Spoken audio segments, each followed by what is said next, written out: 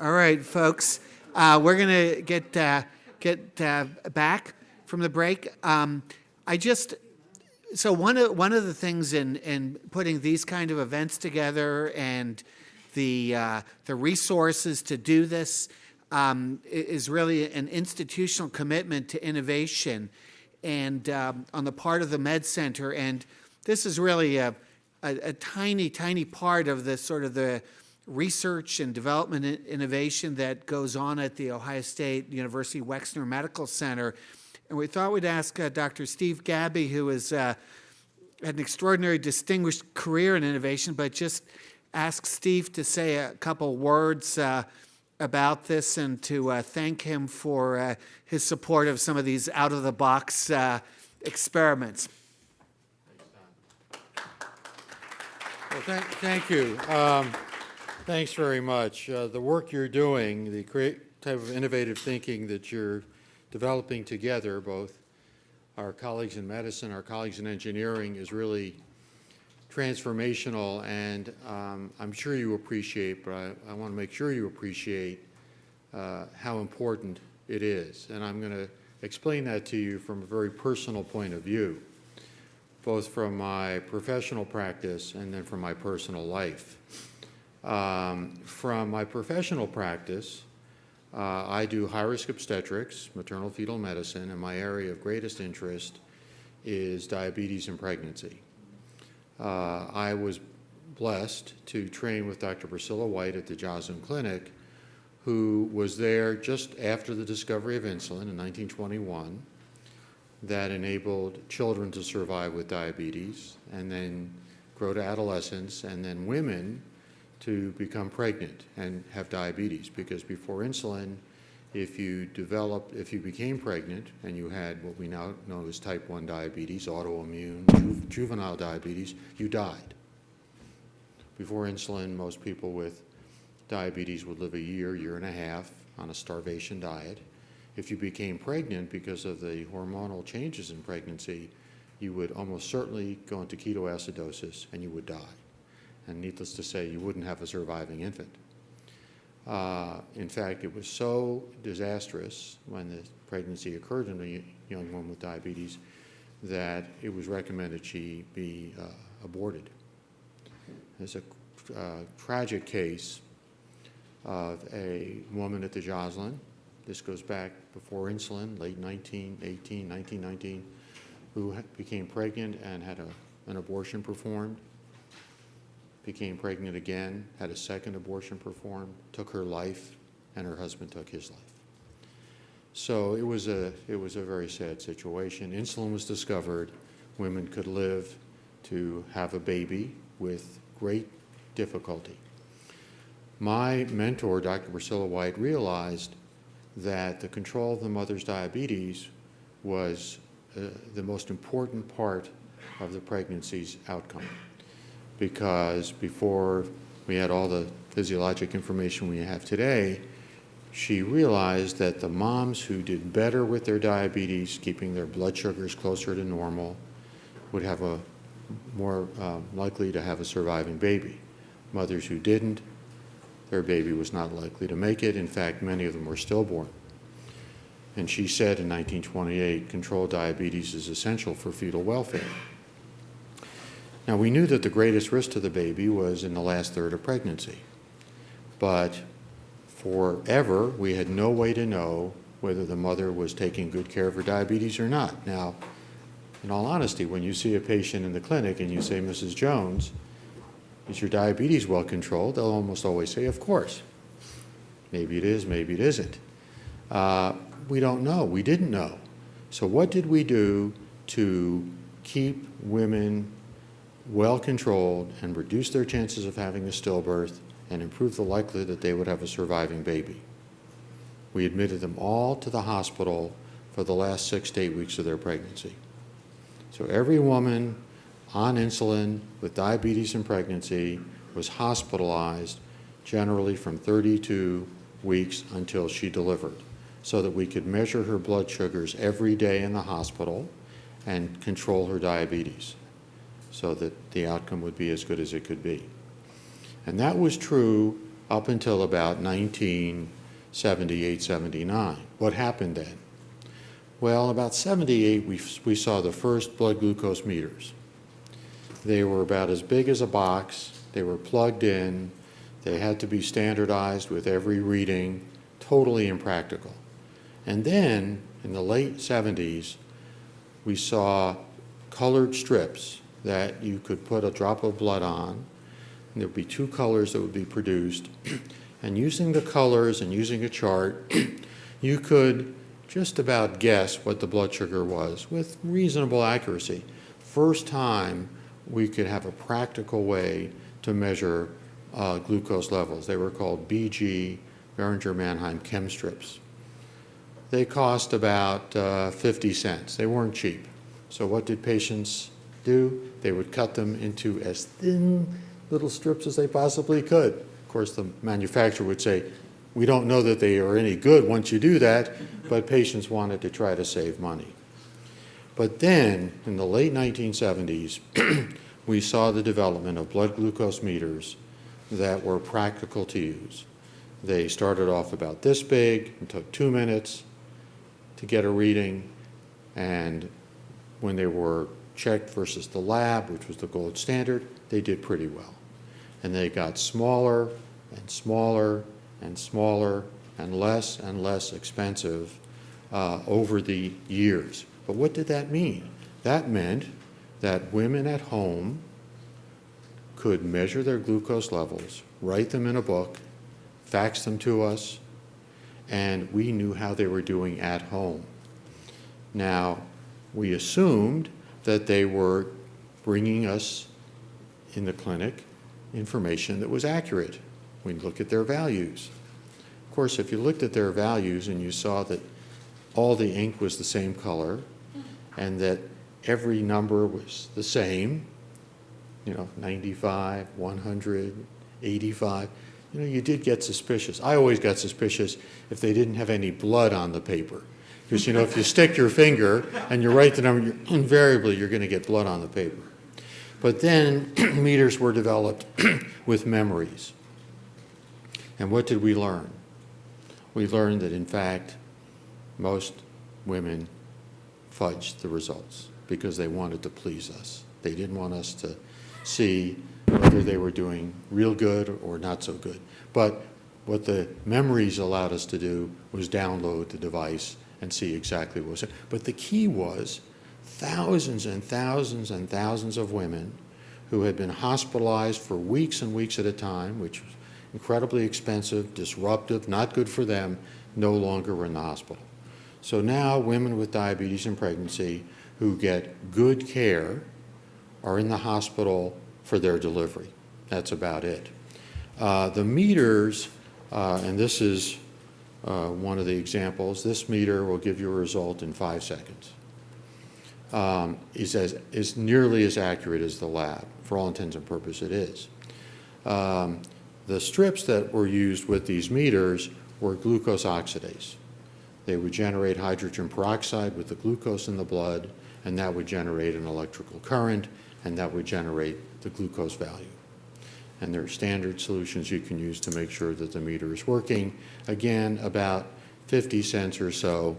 And the companies realized that the profit was to be made in the strips, so the meters became very, very inexpensive, and in fact, they just about give them away. But what a remarkable advance because of the collaboration of medicine and engineering. Before this, you had no idea what your glucose control was like. Now, there were arguments over the years. Can I talk? Is that okay? There were arguments over the years about whether careful control of your glucose would improve your outcome. What are the risks in diabetes? What do people worry about? They worry about vascular complications.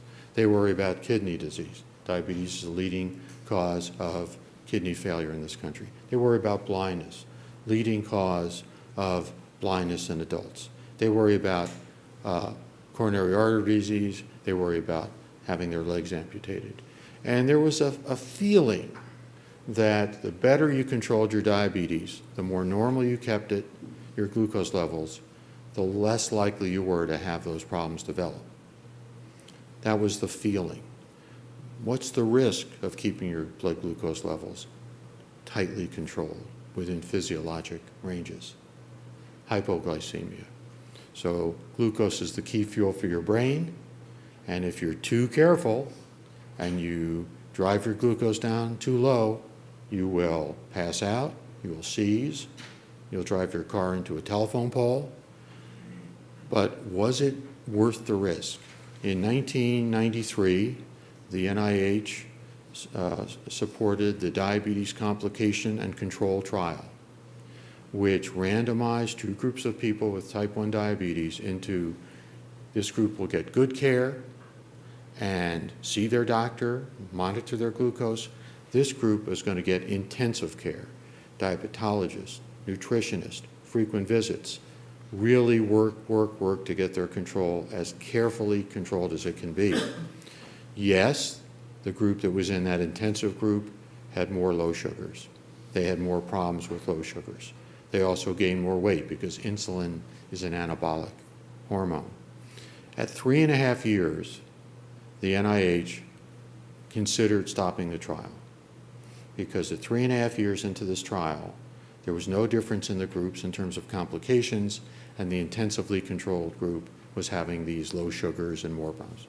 Thank goodness they continued the trial, and at 7 years, they stopped the trial, but they stopped it for ethical reasons because it was clear that the group that worked really hard to maintain that physiologic glucose control was doing much better. Significantly lower risk of kidney disease, eye disease, neurologic complications, etc. And that really was all around the meter, the strips, and frequent monitoring. And so now that's a lesson that has been proven in other trials with not only type 1, but people with type 2 diabetes.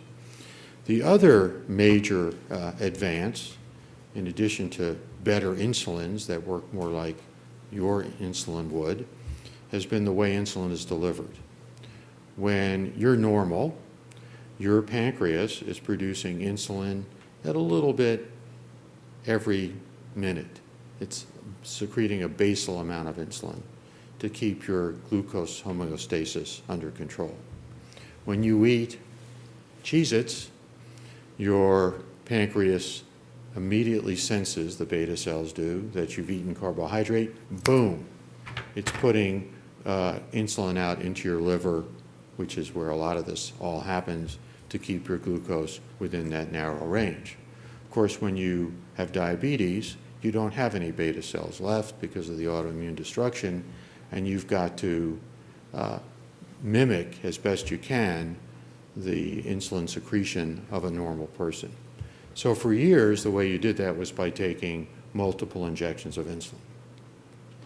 An injection for the basal component and multiple injections for the meal components or the snack components. And the insulins got better, and insulin pens were developed so you could carry them around and just give yourself a shot.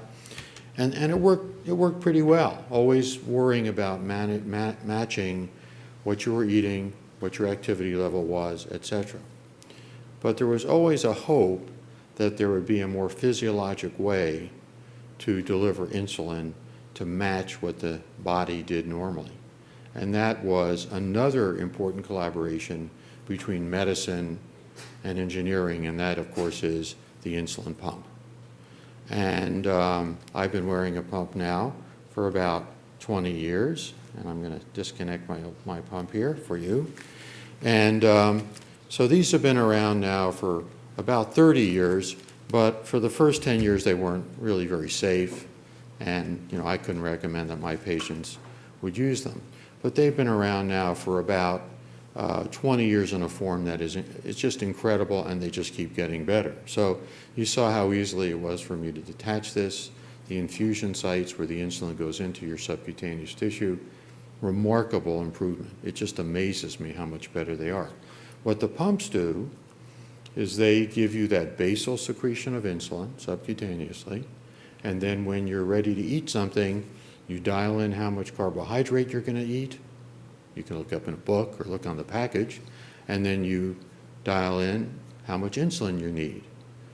Now, what's happened more recently is the pump does that calculation. It knows what you're eating, because you tell it, and it tells you how much insulin you need. And it avoids having you take too much insulin. People with diabetes, and I've had diabetes almost 50 years, we tend to be pretty aggressive, and it keeps us honest. Now, I'm sure you're saying, wouldn't it be great if there was a way for you to always know what your glucose was? Like if you had a sensor. And in fact, that's what happened about a decade ago. So the same technology that was used for the insulin strips, test strips, was used for these sensors, inserting them subcutaneously and continuously using that glucose oxidase mechanism to measure your subcutaneous. It's not blood, so it's a little delayed in its readings, glucose. And you could look at the meter, you could look at the pump, press a button, look at the screen, know what your glucose was. Wouldn't it be nice if they were able to develop some algorithms? So if your value was going up rapidly or getting high or going low, it would tell you. It might even alarm. That was the next step. So if your glucose was falling, it would alarm, and you could eat something, drink some juice. If it was going up high, you could take some extra insulin. Pretty cool. Wouldn't it be nice if we were able to begin to close the loop? So what is the greatest risk of hypoglycemia for people with diabetes? When is it really bad to have your glucose get low? You might say when you're driving. Yes, I would agree. But when you're sleeping. One of the problems for people who have had diabetes for a long time is they lose their ability to sense when they're low. It happens after 10 or 20 years of diabetes. If I were to drop your glucose to 50 or 60, you'd get shaky and sweaty, and your heart rate would go up. You'd be very uncomfortable. That doesn't happen to people who've had diabetes a long time. So you're asleep, and your glucose is dropping. It usually does, because you're not eating. And it's dropping, and it's dropping, and it's dropping, and you never wake up. You never wake up. And that unfortunately happens. So what the folks who developed the pumps have done now with the sensors is to begin to close the loop. So the pumps and the sensors now work together. If your glucose is dropping rapidly, you'll get an alarm. Let's say you're asleep. You don't respond to it, it alarms again. You don't respond to it, it turns off your insulin, shuts it off independently for 2 hours. And that will give you a chance to recover. It will give your glucose a chance to come up. It's remarkable. Now, that's the first step to close the loop. And you're obviously very smart people, and you're thinking what we really need is a closed loop system. We need a system that gives you insulin when you're going up, which it doesn't do, decreases the insulin if you're going down, or maybe even gives you another hormone like glucagon to push your glucose up. So that's the next step. These closed loop systems have been designed. They have been tested in Europe and other countries, and hopefully within the next maybe 5 years, we will get to that point. So it's been a long journey, but if you think about where we started in the late 70s and where we've come to in a matter of about 30 years, it's been amazing. And it would not have happened except for people like you who are at this interface of medicine and engineering and are thinking about ways to improve the lives of millions of people like me all over the world. So I thank you for what you're doing. Let's see if I can hook this thing up. I think I'll get that. So I thank you for what you're doing, and I want to make sure you realize what a difference you do make every day. Thank you very much.